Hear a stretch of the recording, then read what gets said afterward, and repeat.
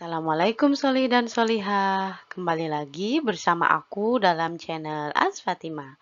Video kali ini akan membahas mengenai bacaan Gharib. Karena pembahasan Gharib cukup banyak, maka akan dibagi menjadi beberapa bagian. Kali ini akan membahas 3 ayat Gharibah berikutnya, yaitu idgham, huruf ziyadah, dan mad mubalaghah. Baik, sebelum kita mulai, jangan lupa untuk like, komen, subscribe, dan tekan tanda lonceng supaya kamu dapat notifikasi ketika aku mengupload video lainnya. Tanpa berlama-lama, yuk kita mulai. Bismillahirrahmanirrahim. Yang pertama yaitu definisi Gharib. Gharib artinya ayat-ayat yang cara membacanya berbeda dengan kaidah tajwid pada umumnya. Mengetahui cara membaca Gharib atau ayat Gharibah ini sangat penting. Di dalam buku yang digunakan terdapat 25 macam klasifikasi bacaan Gharib. Walaupun sebenarnya bacaan-bacaan Gharib bukan berarti hanya 25 macam saja. Akan tetapi klasifikasi tersebut untuk memudahkan pembagiannya. Pada video kali ini akan dibahas 3 jenis ayat Gharibah berikutnya, yaitu diantaranya ada idgham, huruf ziyadah, dan mad mubalaghah. Bagi yang belum nonton ayat Gharibah tashil, naql, dan mad asli, linknya disimpan di akhir video ya. Kita langsung saja pada slide berikutnya.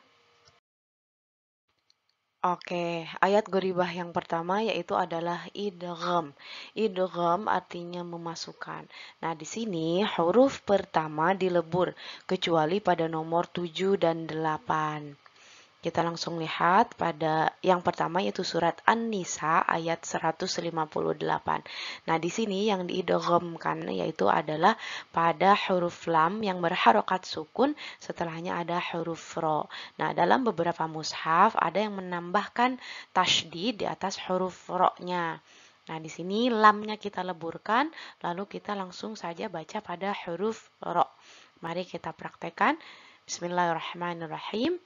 Bal rafa'ahu Allahu ilaih. Bal rafa'ahu Allahu ilaih.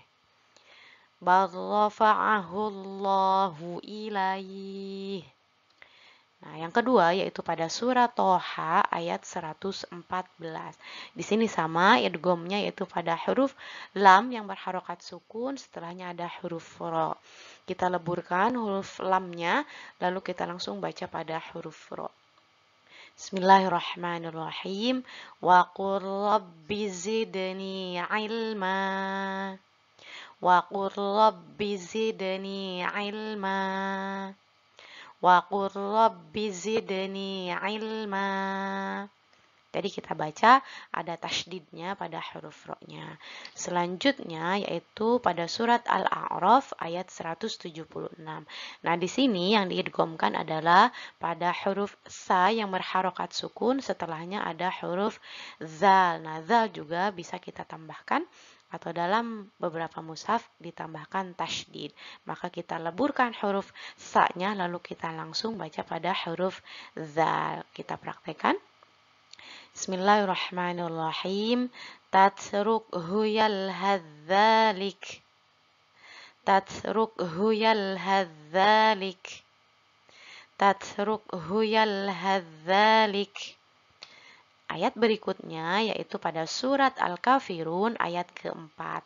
Nah, di sini yang diidghamkan adalah pada huruf dal yang berharokat sukun, lalu setelahnya ada huruf ta. Jadi ini juga sama, kita langsung baca pada huruf ta dan dalnya kita leburkan. Bismillahirrahmanirrahim. Wala ana abidum ma'abattum. Wala ana abidum ma'abattum. Wala ana abidum ma'abattum. Dalnya kita leburkan langsung pada huruf ta. Selanjutnya yaitu pada surat Al-Mursalat ayat 20. Di sini yang diidghamkan adalah pada huruf qaf yang berharokat sukun lalu ada huruf kaf setelahnya. Kita langsung baca pada huruf kaf. Alam nakhluqukum mim ma'im mahin. Mohon maaf, kurang panjang nafasnya. Kita ulangi, bismillahirrahmanirrahim. Alam nakhluqukum mim ma'im mahin. Oke, kira-kira seperti itu. Ayat selanjutnya yaitu pada surat Hud ayat ke-42. Nah, di sini yang diidghamkan yaitu pada huruf ba yang berharokat sukun, langsung kita setelahnya ada huruf mim. Nah, di sini langsung kita baca pada huruf mim, ba-nya kita leburkan. Ya bunayyal kam ma'ana. Jadi ba-nya hilang. Ya bunayyal kam ma'ana. Ya bunayyal kam ma'ana. Nah, untuk lebih detailnya ini tuh termasuk idgham apa istilahnya, idgham apa, ini termasuk idgham apa, nanti kita bahas insya Allah pada video-video berikutnya. Kita lanjutkan. Nah, pada pengecualian pada surat di nomor 7 ini, surat Al-Maidah ayat 28. Di sini jadi si huruf pertamanya tidak dilebur. Jadi huruf pertamanya tetap dibaca. Mohon maaf, huruf pertamanya masih kita di ayat yang ke-7 ya, surat yang ke-7. Jadi si to-nya, jadi idghamnya itu pada huruf to, lalu setelahnya to berharokat sukun, lalu setelahnya ada huruf ta. Namun si to-nya ini tidak dileburkan. To-nya tetap dibaca, namun dalam waqaf, lalu setelahnya kita langsung ke huruf ta. Jadi contohnya gini. Bismillahirrahmanirrahim. Laim basalt. Basalt. Nah, itu tetap huruf to ketika berharokat sukun. Basalt. Nah, setelah bunyi taknya kita langsung ke huruf ta. Jadi laim basalt ta ilayya yadak. Laim basalt ta ilayya yadak. Mohon maaf kurang tepat, kita ulangi. Laim basalt ta ilayya yadak. Jadi to-nya kita tetap baca, kita tebalkan, lalu selanjutnya baca huruf ta. Nah, yang terakhir, yang nomor 8, yaitu juga sama. Huruf yang pertamanya tidak dileburkan, tetap kita baca. Nah, ini pada surat An-Naml ayat 22.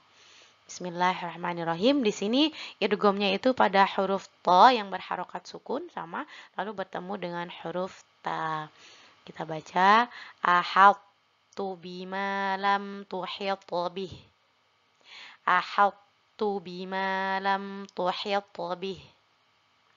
Ahattu bima lam tuhit bih. Kira-kira seperti itu. Baik, ayat ghoribah berikutnya yaitu huruf ziyadah. Nah, huruf ziyadah itu adalah huruf yang tidak difungsikan disertai tanda bulatan pada huruf alif, ya, atau waw. Jadi hurufnya tuh ada tertulis namun tidak dibaca gitu, tidak difungsikan. Kita langsung lihat pada contoh katanya, contoh kalimatnya. Yang pertama pada surat Al-Imran ayat 144. Jadi dalam mushaf itu ada yang dituliskan, huruf yang tidak dibacakannya tadi, ada juga yang tidak. Nah, bisa kita lihat pada surat Al-Imran ini ada kata afa immata au qutila. Nah, di atasnya itu pada tulisan afa immata itu sesungguhnya ada huruf ya-nya. Namun ya-nya itu tidak dibaca. Jadi ya-nya itu dihilangkan, tidak difungsikan. Nah, itu jadi pada mushafnya tuh ada yang dituliskan, ada juga yang tidak dituliskan.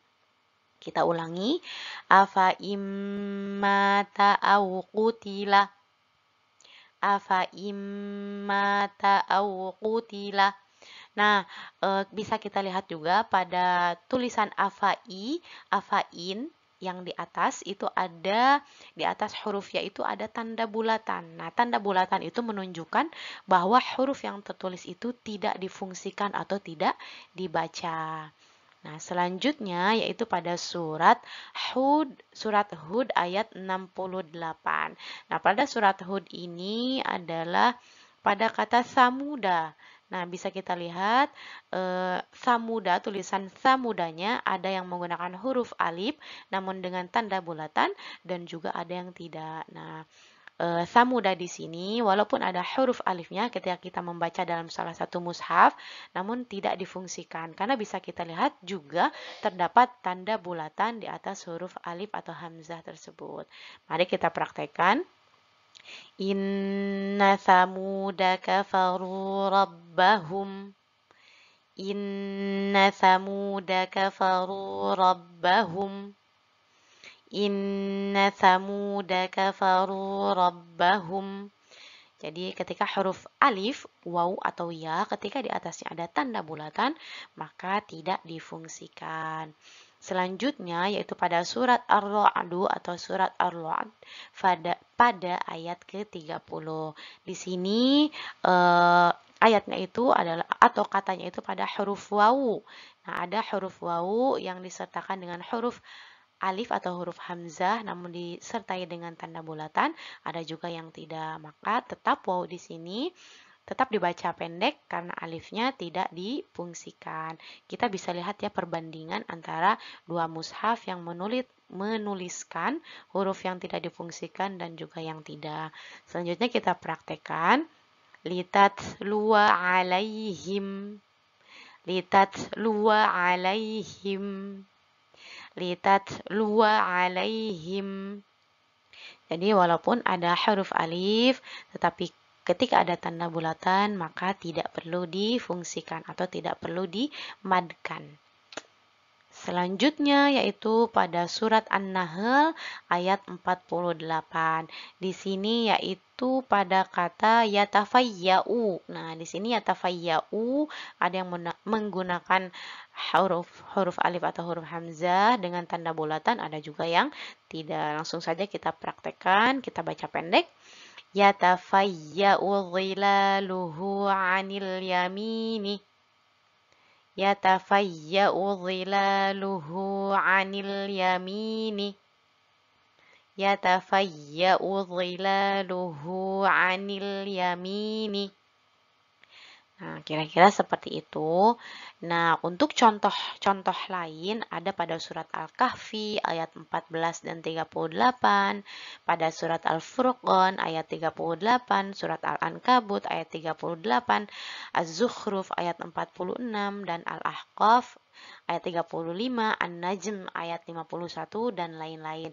Kita bisa lihat ketika huruf alif, ya atau wawu, namun ketika di atasnya ada tanda bulatan, maka huruf tersebut tidak difungsikan, tidak kita baca panjang. Baik, yang terakhir yaitu ada mad mubalaghah. Mad mubalaghah yaitu pengecualian mad silah. Hi panjang 2 harokat. Kita langsung cek pada katanya. Ini hanya terdapat pada satu surat, yaitu surat Al-Furqan ayat 69. Nah, di sini yaitu mad mubalaghahnya ada pada kata fihi. Fihi biasanya untuk mad silah itu ketika sebelum hak domir ada huruf yang berharokat kasroh, maka tidak dibaca mad silah. Tetapi pengecualian pada surat Al-Furqan ini ayat 69, hi-nya kita baca panjang, hi-nya kita baca 2 harokat. Jika kita melihat pada tulisannya, pada salah satu mushaf ada yang menambahkan tanda seperti huruf ya itu yang menunjukkan panjang, ada juga yang tidak. Nah, hi-nya itu sekali lagi kita baca panjang 2 harokat. Untuk perbandingan antara dua mushaf tersebut bisa kita lihat ya. Kita lihat ada hi yang tidak menggunakan tanda untuk memanjangkan dan ada juga yang menggunakan. Kita langsung baca. Yudha'af lahul 'adzabu yawmal qiyamati wa yakhlud fihi muhana. Mohon maaf, nafasnya pendek. Kita langsung ulang lagi. Yudha'af lahul 'adzabu yawmal qiyamati wa yakhlud fihi muhana. Hi-nya kita baca 2 harokat. Fihi muhana. Fihi muhana. Jadi bukan dibaca fihi muhana. Nah, mad mubalaghah ini hanya ada pada satu surat, yaitu surat Al-Furqan ayat 69. Alhamdulillah, kita cukupkan untuk pembahasan mengenai bacaan gharib, yaitu idgham, huruf ziyadah, dan mad mubalaghah. Semoga Allah memberikan kita kemudahan untuk memahami dan mengingat. Jangan lupa untuk selalu semangat, terus berlatih, terus mencoba, dan terus belajar. Mohon maaf jika ada kesalahan dan pengucapan yang masih kurang jelas atau kurang tepat. Terima kasih yang sudah nonton sampai selesai. Jangan lupa untuk like, komen, subscribe, pencet tanda lonceng, dan share ke saudara, teman-teman tersayang atau sosial media lainnya ya, supaya semakin banyak yang mendapatkan manfaat dari video ini. Sampai bertemu di video berikutnya. Jazakumullahu khairan. Assalamualaikum.